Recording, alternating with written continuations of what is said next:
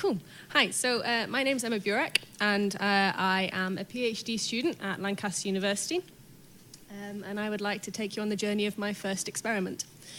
So what I've been looking at is how root traits influence the formation of Rhizosheath. So for those of you who don't know, the Rhizosheath is the dreadlock-type structure that comes out with the roots, a dreadlock-type structure of soil that comes out with the roots when you excavate it. So the literature is quite consistent on the definition of a rhizosheath when it's not being mistaken for the rhizosphere. And yeah, it's kind of just like when you remove the roots from the soil, you do efforts to maintain the soil that's still adhered. Occasionally there's a definition that gives it a light shake to get the ones that aren't adhered. And then you can get a little nice close-up with the attached to the roots there. So why is a rhizosheath important? There has been papers that have attributed the rhizosheath for influencing the water retention. So it means that in the rhizosheath, when it's drying, water is maintained in the rhizosheath for longer than the bulk soil. But that can also mean that it takes longer to re-wet when the soil is re-wetting again. This has been attributed to relieving abiotic stresses. So nutrient deficiencies and acidity has been attributed to rhizosheath have been attributed to relieving these sorts of stresses. It's also been attributed to facilitating nutrient and water uptake due to the altered water relations. And it's also been attributed with the highest density of bacteria and microorganisms in comparison to the bulk soil. So, when trying to decide what I wanted to look at when looking at rhizosheath formation, I was looking at Tim George's paper, and here what we see is they've got 144 elite barley species, which we'll ignore for now.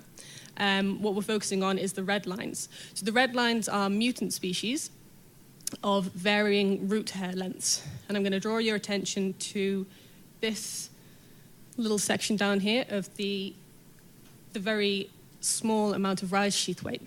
And now these are the mutants that have the very, very short root hairs or no root hairs. So when I did my experiment, I decided to use root hairless mutants. So I've got no root hairs, and root hairs. So presence or absence. And I've got a barley, maize, and a lotus japonicus, a bird's foot trefoil. So what I actually did, I grew the plants in some sandy loam, about 40 plants over 4 harvests. I grew the plants for just under a month, harvesting every 5 days. Obviously, when I was harvesting, I was taking care to maintain the rhizosheath. It was a very long process. And then the whole root system goes in a metal tray, and then I wash the rhizosheath soil directly into the metal tray. And that metal tray then goes into the oven, and that's dried, and that's the rhizosheath weight. The roots then go to be scanned, which is an incredibly long and laborious, as you probably all know, process, and analysed using WinRhizo. So the results from this, when looking at the rhizosheath weight, we find that through all 3 species, we have quite a significant difference between the rhizosheath weight. So the wild-type plants with the root hairs bind significantly more soil than the root hairless mutant.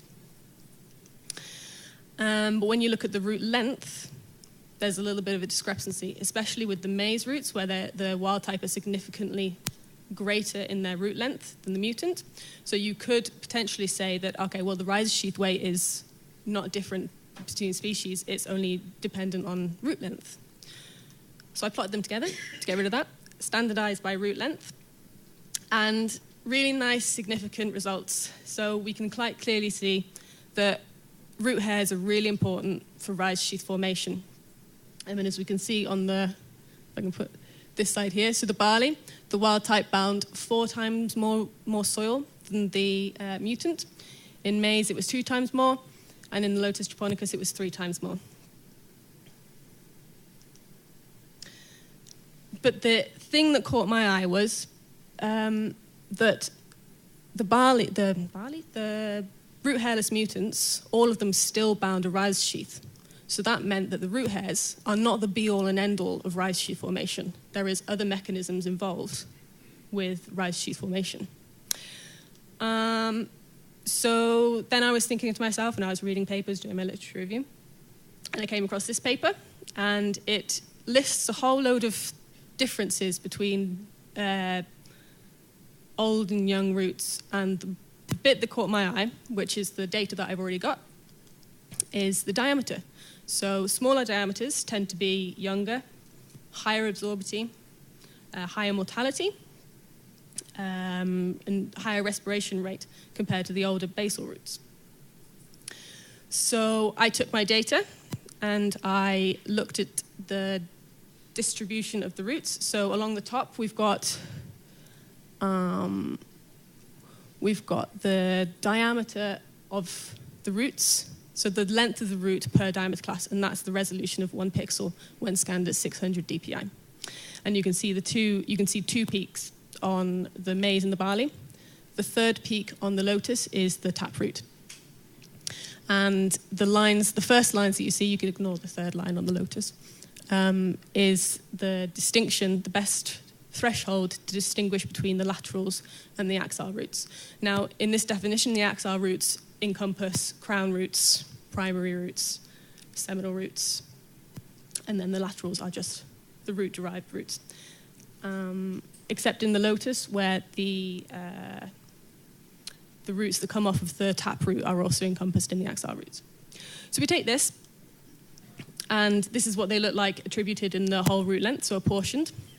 And the axile roots, as you would expect, take up a lot less root length than the lateral roots. So I took this data and I applied a linear model to it, or applied it to a linear model, whatever the right terminology is for that one. And we can see that, as expected, genotype has the highest impact and determining factor on rhizosheath weight.